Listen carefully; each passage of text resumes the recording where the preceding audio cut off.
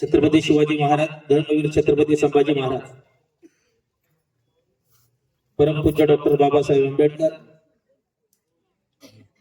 हिंदू हृदय सम्राट सर छत्रपती बाळासाहेब ठाकरे, संबंध महापुरुषांना या ठिकाणी अभिवादन करतो। शिवसेना पक्षाचे मुख्य नेते, महाराष्ट्राच्या लाडक्या बहिणींचे लाडके भाऊ एकनाथ भाई शिंदे, ज्यांचा आज वाढदिवस आहे, ते युवा सेनेचे राज्याचे युवा अधिकारी श्रीकांतजी शिंदे साहेब, त्यांच्या विचाराला वंदन करतो। आज पुणे जिल्हा परिषदेच्या निवडणुकीच्या प्रचारार्थ कामथडी डोंबिवली गटामध्ये जिल्हा परिषदेचे उमेदवार महादेवजी सोनवणे आणि पंचायत समिती गणाचे उमेदवार विकास बापू चव्हाण यांच्या प्रचाराच्या निमित्तानं आज या नावी गावामध्ये कोपरा सभा होत असताना व्यासपीठावर उपस्थित असलेले ज्येष्ठ मार्गदर्शक, ज्येष्ठ नेते केळीभाऊ सोनवणे, त्याचप्रमाणे केवडेगावचे माजी तट्टामुक्तीचे अध्यक्ष बाळासाहेब कोंडे, विकास बापू चव्हाण, महादेवजी सोनवणे, त्याचप्रमाणे नावी गावचे सरपंच शीतलताई सोनवणे, व्यासपीठावर उपस्थित सर्वच वंदनीय पूजनीय सन्माननीय व्यासपीठ समोर उपस्थित असलेले सर्व बंधू भगिनी, ज्येष्ठ श्रेष्ठ आणि पत्रकार मित्रांनो, पत्रकारांना अपेक्षा आहेत हे काहीतरी ह्याच्याकडून खरबरीत काहीतरी बातमी पाहिजे, परंतु मला त्या गोष्टीची जास्त आवश्यकता वाटत नाही।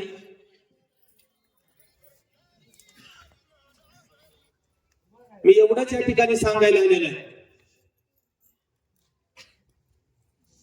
की माझ्यापेक्षा राजकारण हे तुम्हाला जास्त समजतंय। राजकारण कुठल्या लेवलला गेलेलं आहे ही सगळी जुनी लोक ज्या वेळेला चार लोकांच्यात बसतो त्यावेळेला ती सांगत असतात। आता पक्ष निष्ठा असं काय राहिलेलं नाही।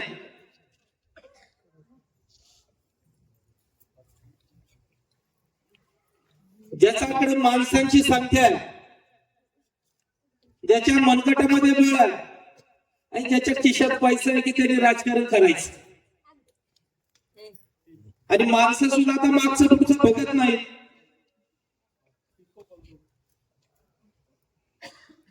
डिजिटल जमाना आहे, कॅम्प्युटरचा युग आहे।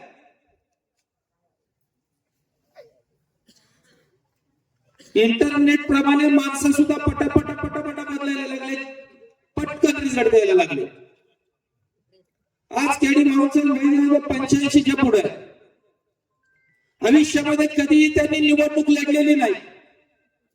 सहकाराच्या निवडणुका झाल्या असतील, एक दोन कारखान्याची निवडणूक लढली असेल, पण त्या निवडणुकीमध्ये आणि ह्या निवडणुकीमध्ये खूप फरक आहे। आता ही 2026 ला निवडणूक झाल्याच्या नंतर पुन्हा 5 वर्षे निवडणूक नाही, आणि भावांना असं वाटतं की मी ज्यांच्यामध्ये आयुष्य घालवलेलं आहे, ज्या गावाने मला सन्मान दिला, मला रुबाब दिला, अशा गावातल्या सर्व मंडळींच्या जीवावर ती निवडणूक लढायची आणि त्यांचे चिरंजीव महादेव सोनवणे यांना प्रचंड बहुमताने निवडून आणतील अशी त्यांची अपेक्षा आहे।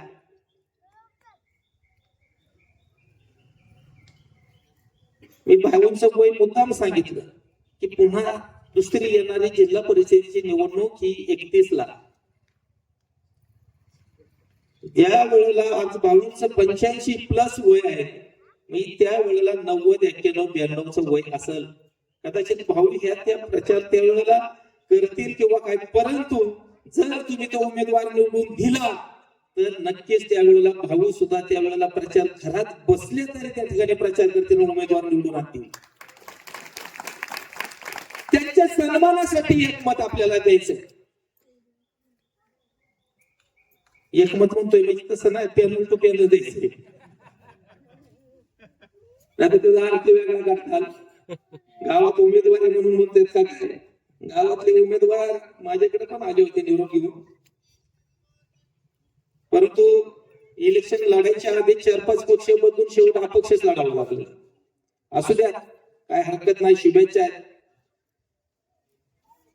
टीका कुणावर करायची नाही. जिल्हा परिषदेत जर निवडणूक 2 राष्ट्रवादीमध्ये कशी रंगली ते आपण बघताय, आणि त्यांच्यात निवडून जरी आले तरी ते कायम भांडणं करत बसणार आहे, किंवा नाही झाली त्यांची तर तुमच्यात भांडणं लावत बसणार आहे. कारण आता ते कटू जे आहे ते आता मिटत नाही. तुम्हाला सुद्धा बंधनात येईल त्याच्याकडे काय गेला. अहो, पत्रिकेवर नावं टाकली तरी सुद्धा पित्त खवळत. इतक्या टोकाला राजकारण केले. अख्खा माणूस लोखंडी असला, पोलादी असला तरी चालत, परंतु कान मात्र सोन्याचं असलं पाहिजे.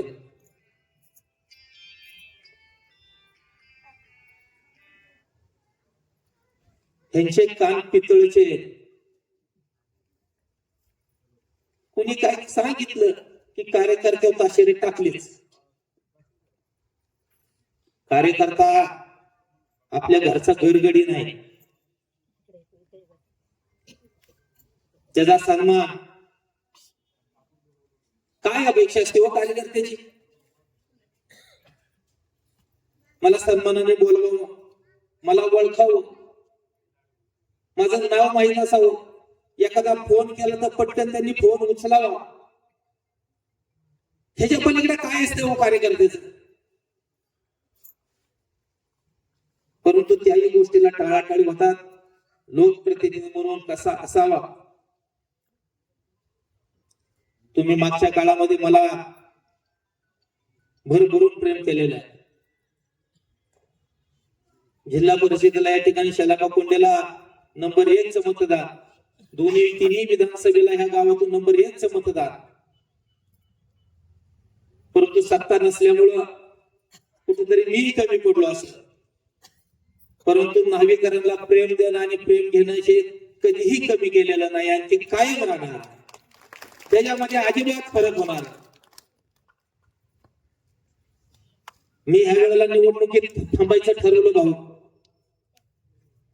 2010ला ग्रामपंचायत, परत 12ला जिल्हा परिषद, परत 14ला विधानसभा, 17ला जिल्हा परिषद, 19ला विधानसभा, परत 24ची विधानसभा. म्हणजे गेल्या 12-15 वर्षामध्ये 7 निवडणुका मोठ्या झाल्या, प्रत्येक 1.5 वर्षाच्या 2 वर्षाच्या फरकाने. अनेक शेठ तुम्हाला निवडणूक आता कळते, पण निवडणूक लढण्याने खूप अनुभव येतो. माणसं समजतात. माझी 15 वर्षे माणसं ओळखायला गेलेत.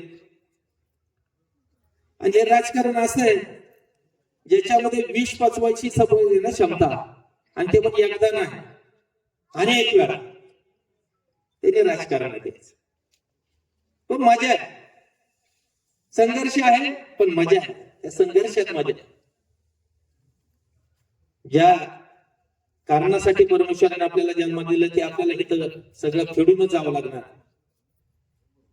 परंतु लोकप्रतिनिधी म्हणून काम करत असताना जर काही मंडळीचं बाबूंच्या राग असेल, त्या सोनवणे परिवारावरच्या जर राग असेल, नाराजी असेल, तर मी त्यांच्या वतीने मी दिलगिरी व्यक्त करतो. ज्या भूतकाळामध्ये ज्या त्यांच्या चुका झाल्या असतील त्या भविष्य काळामध्ये होणार नाहीत ह्याची मी काळजी घेतो, ह्याची मी जबाबदारी घेईन. परंतु राजकारण आणि व्यवसाय ह्याच्यामध्ये खूप फरक आहे. आता भाऊ व्यवसाय करणार आहेत आणि राजकारण करणार आहेत, त्यांच्या बरोबर विकास बापू बरोबर आहे आणि मी त्यांच्या बरोबर आहे. आता ते माझ्या बरोबर आहे. शिवसेना ही 4 अक्षर आमच्या पाठीशी आहे. भगवा तोच आमच्या खांद्यावर आहे. आणि महादेव शेठ असतील, अनिल शेठ असतील, भाऊ असतील, तुम्ही सर्व ग्रामस्थ असतील. महादेव शेठ आमची भगिनी कुठं दिसली नाही आम्हाला अजून. कोण? अच्छा, अरे हे बरं आहे, आमुषा पौर्णिमा एकाच दिवशी आली.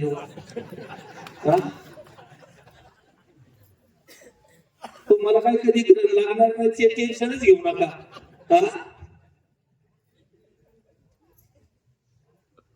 विजय निश्चित आहे. होय, विजय निश्चित आहे. कालचा रिपोर्ट आपला चांगला आहे. काही कुणी गडबड करू नका, काही घाबरण्याचं काम नाही. तुम्ही मन मोकळ्यापणाने बाहेर पडा. उद्याचा दिवस आणि परवाचा दिवस आहे. सीट आपलं 100% निघणार आहे. हायवे पट्ट्यातली जी काय 5, 6, 7 गाव आहेत ना, 100% मी तिथनं 1000पेक्षा जास्त लेट झाला. 1000. पूर्व पट्टा तुम्ही सांभाळायचा आहे.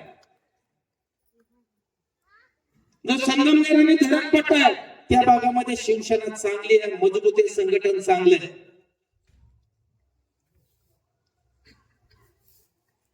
आपण अपक्ष लढलो. ह्या कामथडी आणि बोंबोली गटामध्ये आपल्याला 5,700 6,800 मत आहे आणि राष्ट्रवादी पक्षाला 7,400 मत आहेत. त्यावेळेला मी एकटाच निवडणूक लढत होतो आणि मला चिन्ह नव्हतं. तुम्ही विचार करा, आज राष्ट्रवादीचेच 2 उमेदवार आहेत. आपल्याकडे चिन्ह आहे, आपल्याकडे पक्ष आहे, आपल्याकडे संघटना आहे. त्यामुळं आपली लढाई 1 आणि 2 नंबरची आहे. परंतु आपण सर्वजण जर 2 दिवसामध्ये प्रामाणिकपणाने सगळ्यांनी काम केलं तर आपण निश्चितपणाने 1 नंबरला आल्याशिवाय राहणार नाही. आपले मतभेद, आपले रुसवे फुगवे 4 दिवस बाजूला ठेवा.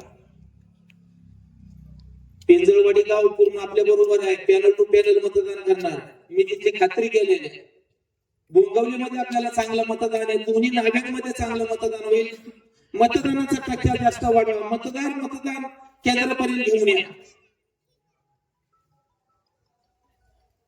जेवढी मतं तुम्ही वाढवताल, जेवढी टक्केवारी वाढवताल, तेवढी आपल्याला जास्त मतं पडणार. आपली गावं छोटी छोटी आहेत. मोठ्या गावातलं मतदान जर एकदम समोरच्या उमेदवाराला झालं तर ते लीड तुटायला अवघड जात.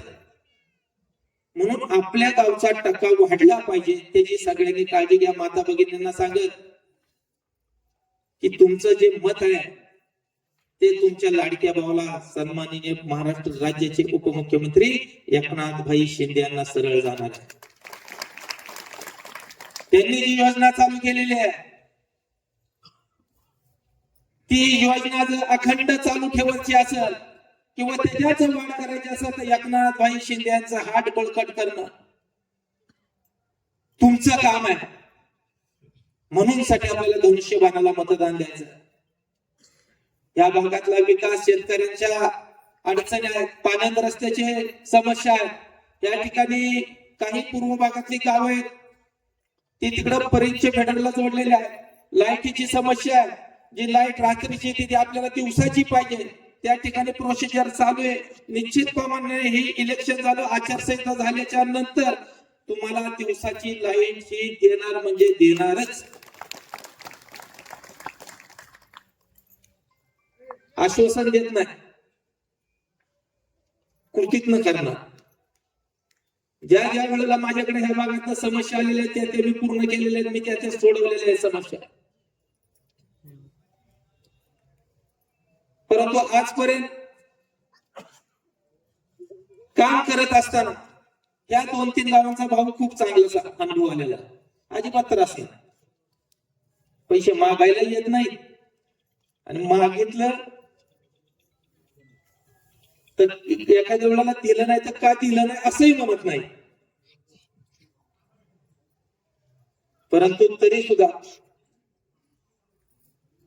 तुम्ही जर आपले उमेदवार निवडून दिले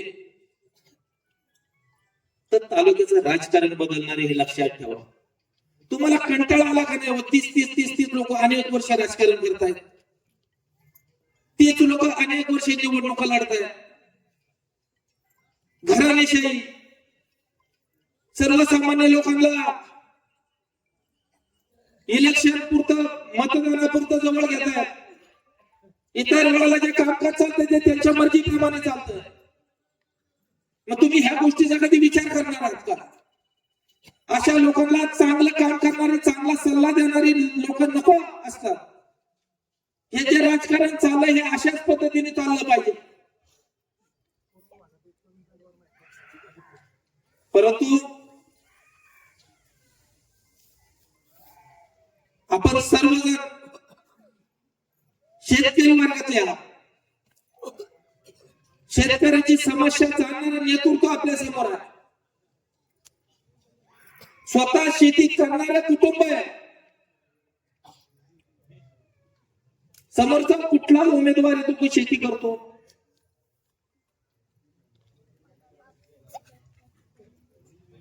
जर आपल्याला, आणि जिल्हा परिषद ही छोटी कामं जी शेतकऱ्यांसाठी कामं करते, अगदी ट्रॅक्टर, येळा, खुरप, कोळप ते वाटायचं काम सर्वसामान्याचं जिल्हा परिषद करते. सगळ्यात जर कुठल्या समस्या शेतकऱ्यांच्या सुटत असतील ते जिल्हा परिषदेमध्ये सुटतात. पाईपलाईन पासून, मोटरी पासून हे सगळ्या वस्तू शेतकऱ्यांना पोहोचवण्याचं काम जिल्हा परिषद करते.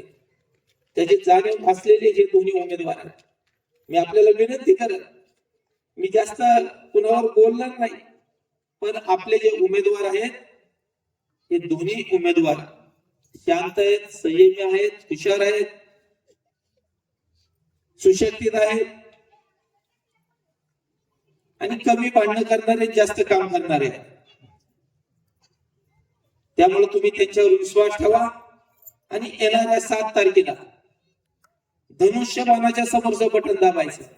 एकाच मसनीवरती दोन्ही बटन आहेत. एका मसनीवरती दोन्ही बटन आहेत.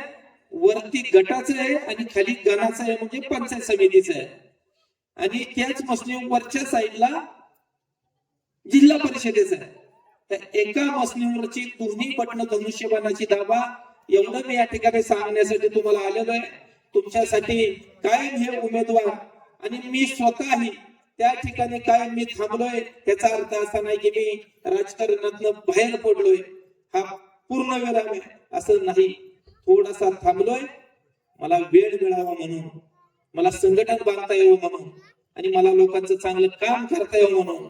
परंतु उमेदवारी तेवढं सक्षम दिलेलं आहे, त्यामुळे त्यांच्या पाठीशी खंबीरपणाने उभं राहा अशी मी या ठिकाणी आपल्याला हात जोडून विनंती करतो आणि या ठिकाणी थांबतो. जय हिंद.